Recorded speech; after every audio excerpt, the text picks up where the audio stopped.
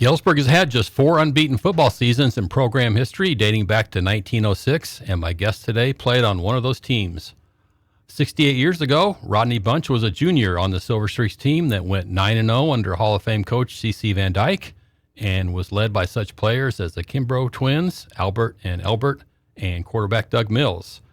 Rodney joins me to talk about that special season. Rodney, thanks for joining me on WGIL. Thanks for having me. You're welcome. So before we dig in the season, tell me a little bit, what was Galesburg football like back in the mid-'50s? Where did you play your games? You know, what were the crowds like?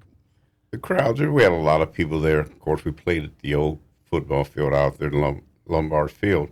And we had big crowds constantly. And most of the teams we played, they were good, but that particular team, we just were just outstanding. What was you talked about the a little bit about the atmosphere, but are they as big as the crowds, were they as big as they are now? Or I would say that the crowds out the Lombard Field were bigger. Big, yeah. And if you didn't get in time, you couldn't find a place to park. You had to stand around. They would stand by the old building, which is torn down now, but the old track there, they'd stand there. It was just a big crowd. Okay. And did you play on Friday nights? Played Friday nights, okay. Yes. Were there lights? Out the football field, yes. There were, okay.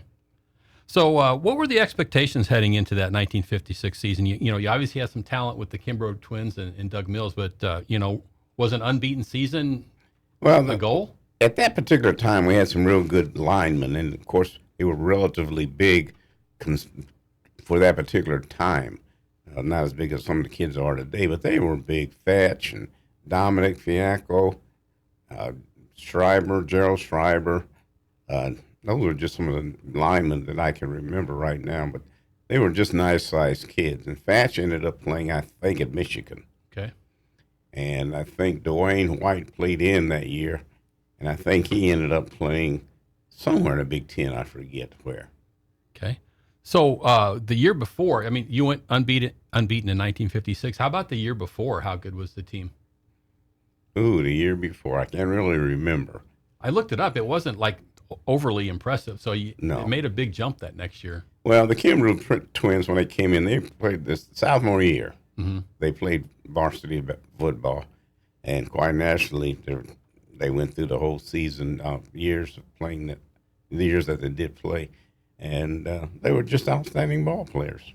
Okay. So looking at the scores of that year, nobody came within 2 touchdowns of beating you. So the scores were 32-6 over Pekin, 13-0 over Peoria Woodruff, 32-0 over East Moline, 40-0 over East Peoria, 31-13 over Moline, 59-13 over Kewanee, 47-0 over Monmouth, 54-7 over Canton, and the last game 51-0 over Limestone.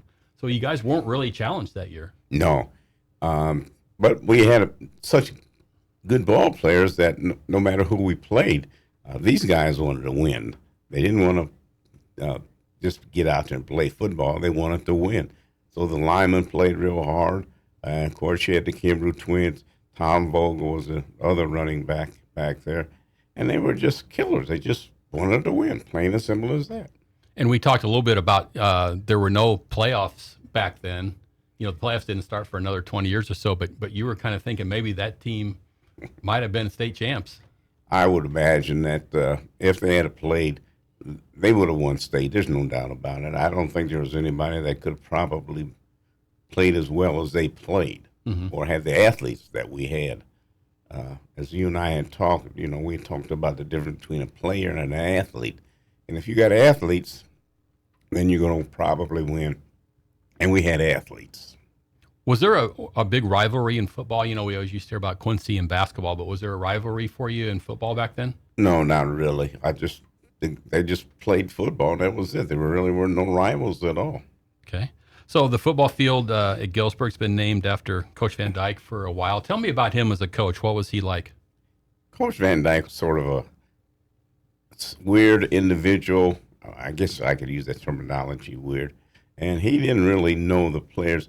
He knew his football, but I don't think he really knew his players that well. Okay. This is Jay Redfern. I'm talking to Rodney Bunch, a player on the 1956 Silver Streaks unbeaten football team. So describe the Kimbrough twins. We've talked about this before, but describe them as football players. They obviously went on to star at Northwestern, and Elbert went on to play in the NFL. What were they like as players? They were just outstanding individuals. As I said, God just touched them and said, "You're going to be athletes." And no matter what people said or did, they were just natural. They could just play any kind of sport: football, basketball, track, baseball. It didn't make any difference. They were just natural athletes. They were just nice guys, individuals. They play. I mean, if you talk to them, they were just down to earth individuals as such. What made them special football players? What skill wise? They could just run. They could just throw the football. They could pass. They could just do it all. They could just whatever needed to be done on the football field. They could, as running backs, they could just do it all. What kind of style did you play back then, as far as like offense? Were you mainly running? Did you pass much?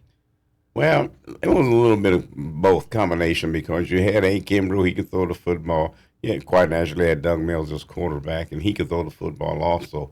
So it was a combination of running and passing. It didn't make any difference.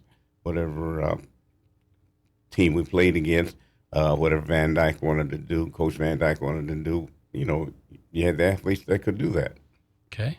As we're wrapping up here, so from what I've researched, the only previous unbeaten seasons for Galesburg before your 56 team were they were 6-0-1 in 1906, 9-0 in 1916, and 4-0 in 1918. So it's obviously difficult to compare teams from different generations, but you've continued to watch Galesburg since you played, 60, almost 70 years ago. How does that 56 team rank, do you think?